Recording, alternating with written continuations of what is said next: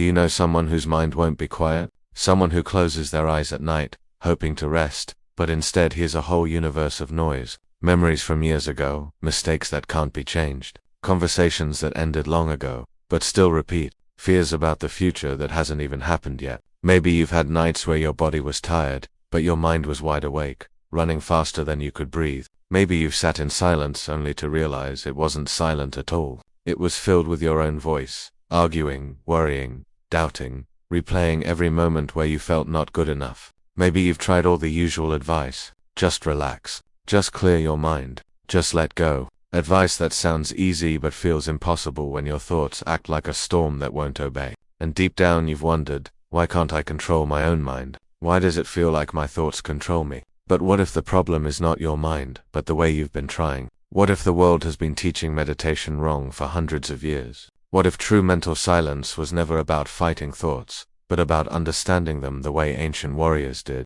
Because the samurai lived in constant danger. Every morning could be their last. One mistake, one moment of fear, one panicked thought could cost their life, and yet they walked into battle with a mind as still as a sleeping lake. How? They used a method so powerful, so deeply mind-based, that only top warriors were allowed to learn it. A method that could silence fear, erase hesitation, and bring total clarity in the middle of chaos. They called it Mushin no Shin, the mind without mind, a state where thought disappears and only being present remains. Today you will learn the first steps into that world. A path once saved for warriors is now opening for you.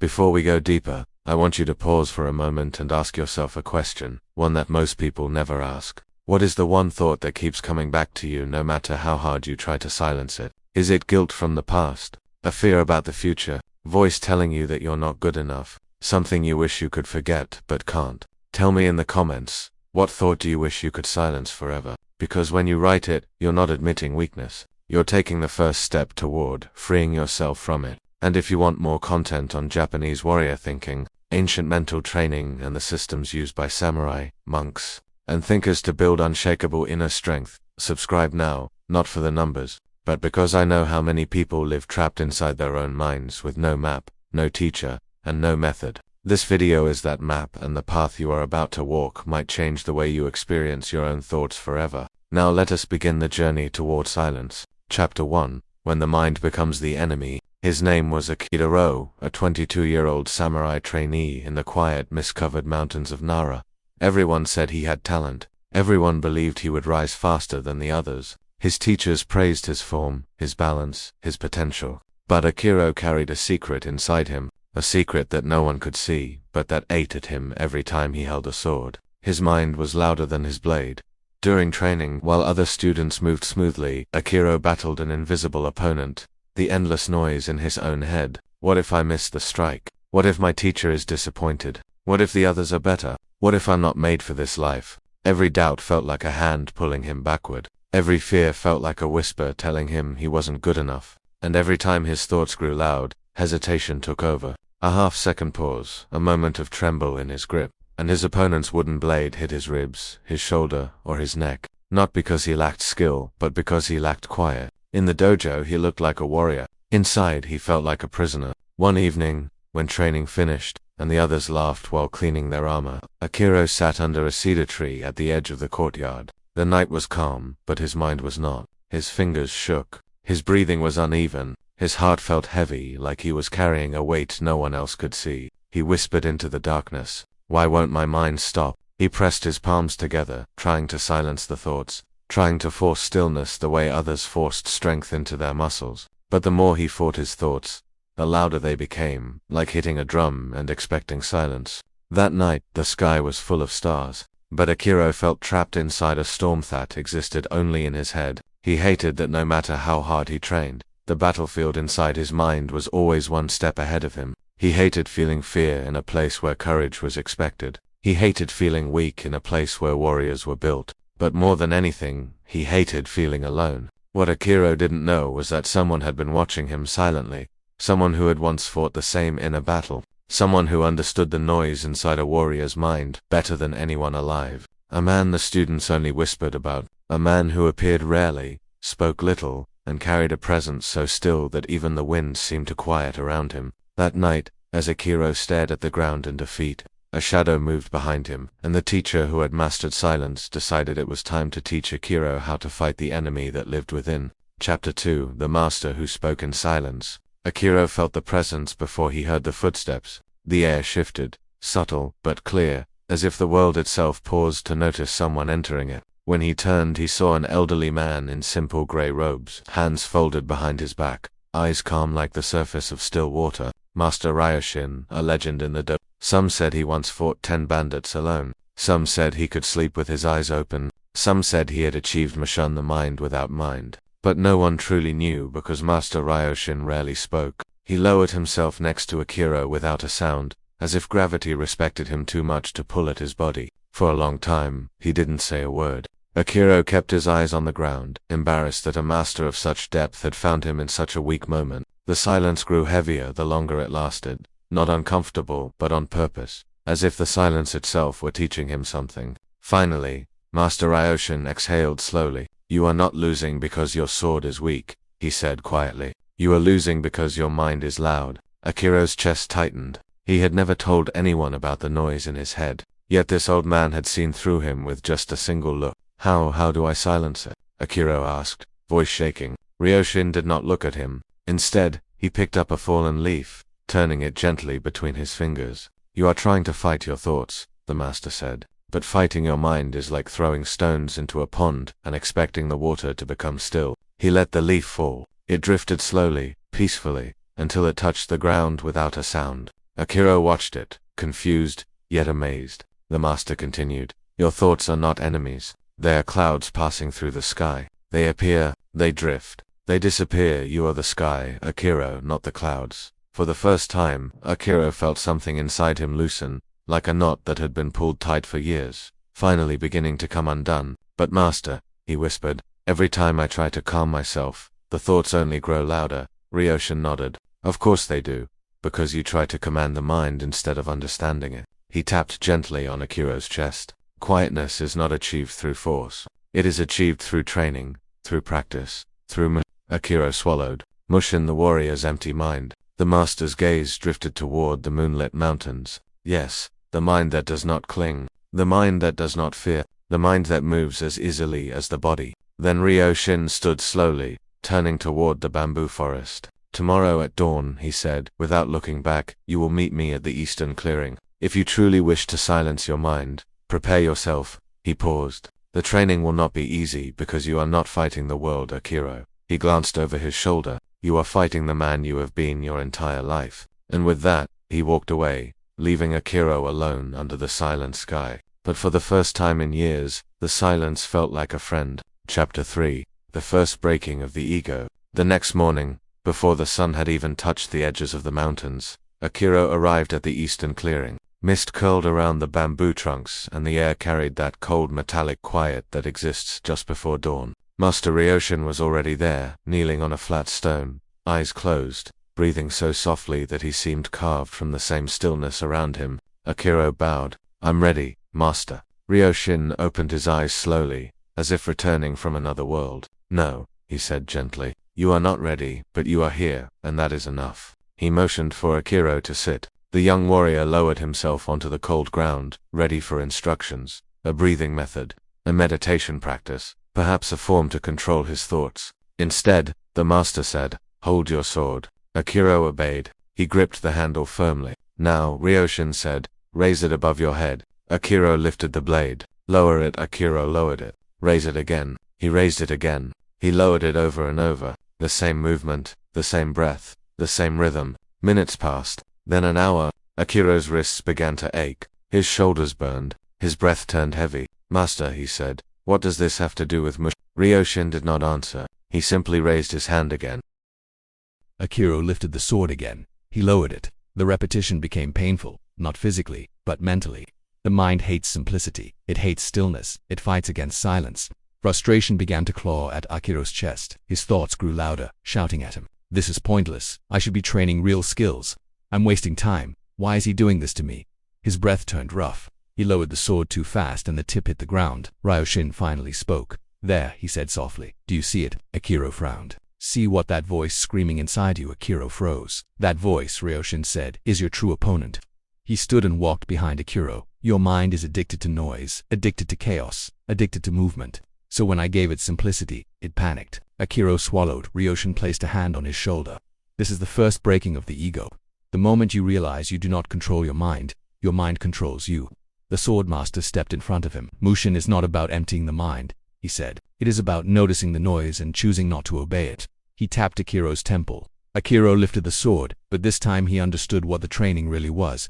Not a test of muscle, a test of inner stillness, a test of whether his mind could handle simplicity without falling into chaos. As the sun rose behind the mountains and the clearing filled with golden light, Akiro continued lifting the sword, not because the master demanded it, but because something deep inside him wanted to face the storm within. And for the first time in his life he felt the faintest ripple of quiet beneath the shouting of his thoughts. It was small, barely noticeable, but it was there, a seed of stillness beginning to grow. Chapter 4. The War Within the Mind. The following days were harder than anything Akiro had ever faced in combat.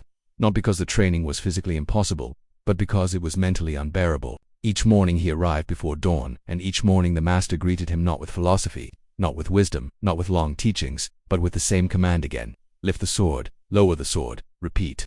Hours passed, then more hours. Sometimes the master walked in circles around the clearing.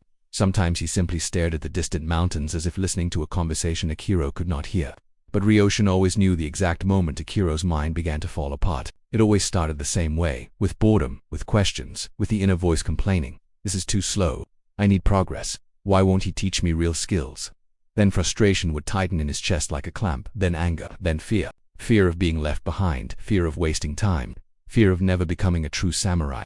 The master would only say, do not resist the noise, watch it. But Akiro didn't want to watch it. He wanted it to stop. One afternoon, after nearly 5 hours of the same repetition, Akiro snapped. He slammed the wooden blade into the ground. Master, he shouted, this is not training, this is torture. Ryoshin turned to him calmly, as if he had been waiting for this explosion. Good, he said softly. Now your real training can begin. Akiro wiped sweat from his forehead, shaking with anger. How is this helping me? How is lifting a sword 1,000 times supposed to quiet my mind? Ryoshin approached him, placing his hands behind his back. The mind shows itself under repetition, he said. In chaos, everyone believes they are strong, but in stillness, all illusions die. He pointed to Akiro's chest. You think your thoughts are truth, but they are only echoes, old fears repeating themselves. He stepped closer. The ego survives by creating noise. If it cannot distract you, it will attack you. If it cannot attack, it will whisper doubts. If doubts fail, it will tempt you with impatience. Ryoshin tapped the wooden blade. This sword is not training your body, Akiro. It is training your attention. Akiro blinked, confused. The master continued. When you lift the sword, your thoughts scream. He raised a finger. When you lower it, they scream louder. He raised another. When you continue, despite the noise, your thoughts begin to lose power. He leaned in, voice almost a whisper. And when you continue long enough, the noise breaks. Akiro's breath stopped. Breaks, he repeated. Ryoshin nodded. Yes, like a wave that crashes until it has no strength left. He stepped back. This is why you feel worse before you feel better. The ego panics when it senses you are slipping away from its control. The master turned his back to him and walked toward the bamboo grove. Return to your stance, lift the sword. Akiro hesitated. Master, what if my mind never becomes quiet? Ryoshin froze, then looked over his shoulder. Then you will lift the sword, until the noise learns that you are the one who decides. Akiro picked up his blade again. This time he lifted it with a new awareness, not fighting the noise, but watching it. And for the briefest moment, the storm inside him softened, just enough to let a single breath of stillness pass through. A tiny victory, but a real one. The war within the mind had truly begun. Chapter 5. The Awakening of Inner Stillness. Master Ryoshin led Akiro to a quiet corner of the forest, an area so silent that even the wind seemed to drift more gently, as if respecting the stillness carved into the land. This, the master said, is where we begin the second pillar.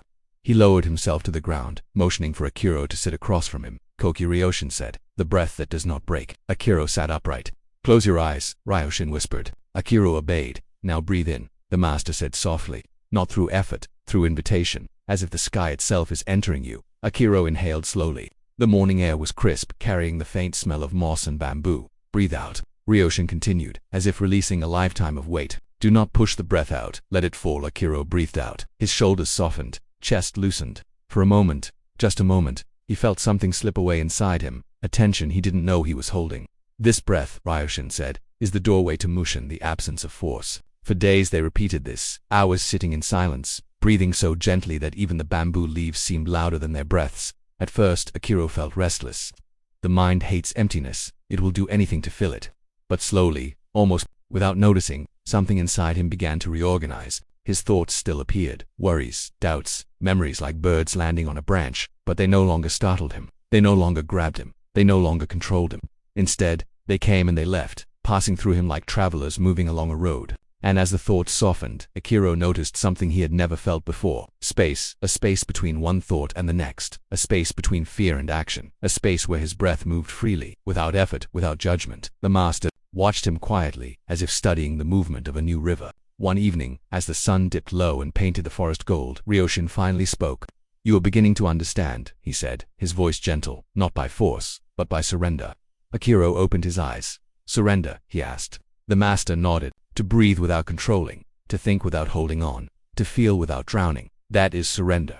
Akira hesitated. "Master, how will I know when I have reached Mushin?" Ryoshin stood, walking to a grove of tall bamboo. The wind swept through them, and the stalks bent gracefully, not resisting, not falling, just moving with perfect harmony. He pointed at them. "When you move as they move," he said, "without thinking, without resisting, without fear." Akira watched the bamboo sway, a quiet dance with the wind. There was no hesitation, no doubt, no ego, only response, only presence, only flow. And for the first time Akira began to understand what true stillness looked like. Not emptiness but freedom. Chapter 6. The day the mind finally let go. The day was unusually still, the kind of silence that feels like the world is holding its breath. Akira stepped into the training circle, dust rising beneath his feet, his wooden sword resting lightly in his hand. His opponent for the day was Dai, one of the strongest warriors in the dojo. Broad-shouldered, fast, with a strike known for its accuracy. Normally Akira would have been terrified. His mind would have flooded with doubts, calculations, fears and memories of every time he had been hit before. But today felt different. Master Ryoshin stood at the edge of the circle, hands folded. He did not speak, he did not gesture. He simply watched, which always meant something important was about to happen. "Begin," the instructor called. Dai moved first, a sharp downward strike, the kind that would shake any fighter's confidence. And then it happened. Akira's mind tried to rise, tried to speak. What if? Watch out. Blocked, but before the thought even formed, something inside him simply refused to listen. A thin thread snapped inside his mind so gently that it felt almost like nothing. Akira didn't think. He simply moved. No hesitation, no fear, no internal talking. His arms responded before intention formed. His feet shifted without planning. His breathing flowed on its own, smooth and unbroken. Dai struck again. Fast, exact. Akira's body curved away like water. His sword met Dai's blade in a perfect arc, not out of judgment or decision, but out of natural alignment. Step, angle, counter, turn. Everything was fluid, not fast, not slow, simply right. For a moment, the world felt weightless. Akira couldn't hear the other students. He couldn't hear the bamboo swaying. He couldn't even hear his own breath. There was only movement, movement without a mover. Action without an actor. A state beyond effort and beyond fear.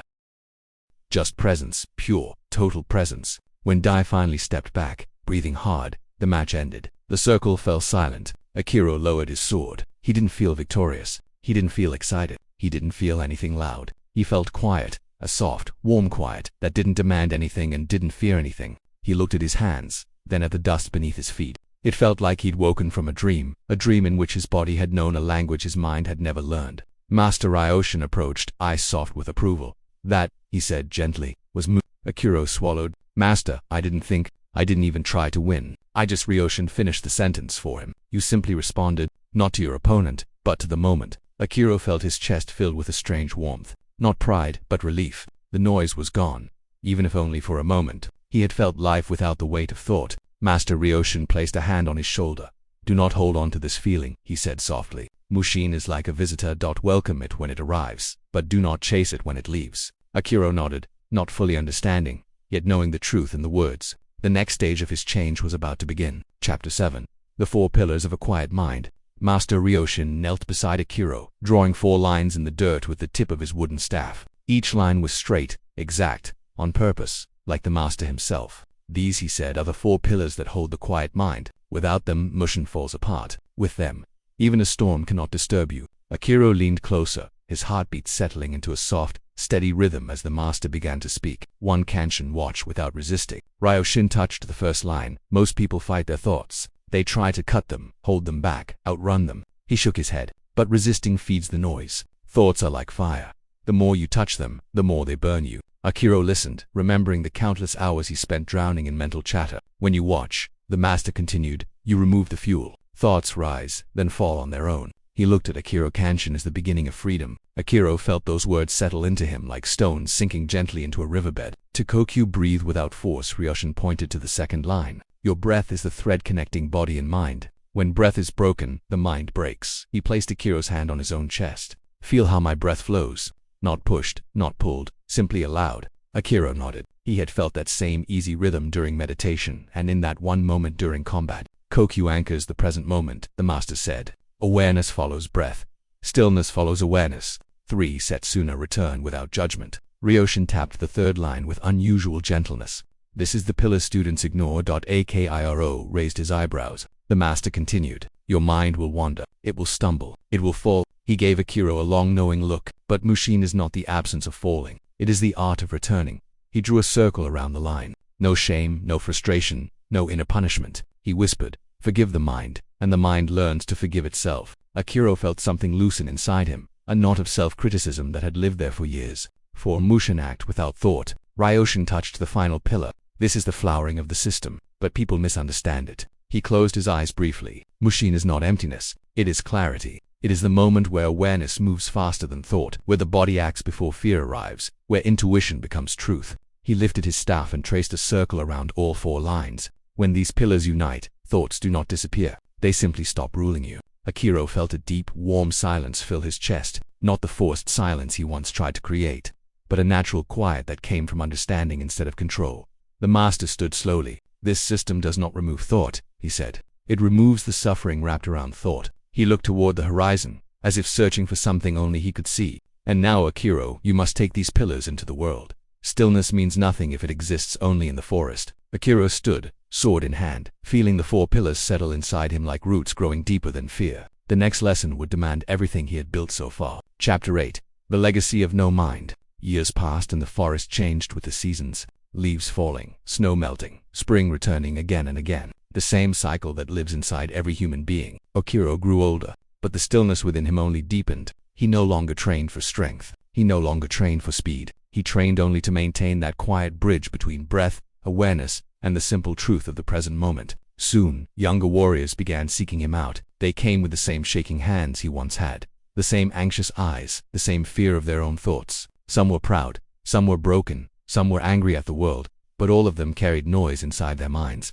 Noise that had become heavier than any sword. Akira saw pieces of his younger self in each of them. He trained them not with shouting or harshness, but with the same gentleness Master Ryoshin had shown him. He taught them to lift the sword slowly, to breathe without forcing, to sit with their storms until the storms softened into rain. He never promised quick mastery. He never promised peace in a week. He promised only a path, one breath, one return, one moment of presence at a time. One evening, as the sun turned the river gold, a young student sat beside him. Sensei, he asked quietly, how did you become so calm? How did you silence your mind forever? Akira smiled, a small, warm smile that carried the weight of years. I didn't silence anything, he said. That was never the goal. He picked up a pebble and tossed it gently into the river. Ripples expanded across the surface. Thoughts are like this, Akira said. They appear, they move, they fade. He looked at the boy. The river doesn't fear the ripple, and you must learn not to fear your thoughts. The student nodded, trying to absorb the wisdom. But Akira knew some lessons are not learned, they are lived. He stood slowly. One day, he said, you will understand Mushin not as a method, but as a way of being. It will come quietly, like a visitor who knocks without sound. He placed a hand on the boy's shoulder, and when it comes, you will not celebrate. You will simply breathe and know. As the evening wind brushed the treetops, Akira looked toward the distant hills, remembering a young man full of fear lifting a wooden sword as the sky brightened over the eastern clearing. That memory no longer hurt. It no longer felt like weakness. It felt like a beginning that every student now walked through, one breath at a time. Now it's your turn. For the next 14 days, do this. Day 1, 2, 3. Sit for 1 minute and simply watch your thoughts. Don't fight them. Don't judge them. Let them rise and let them fall. Day 4 to 7. Add slow, careful breathing. 4 seconds in, 6 seconds out. Let the breath become the anchor your mind returns to. Day 8 to 14. Practice the art of returning. Every time the mind wanders, come back gently, not with frustration, but with kindness. If you stay with this for 14 days, you won't become a master, but you will feel the first opening of quiet inside you, a small doorway into Mushin. Now, write in the comments, I start my 14 days today. Make your commitment real. I'll be there reading, supporting, and watching who chooses this path with discipline and honor. Until next time, be present, breathe deeply, and follow the way of no mind.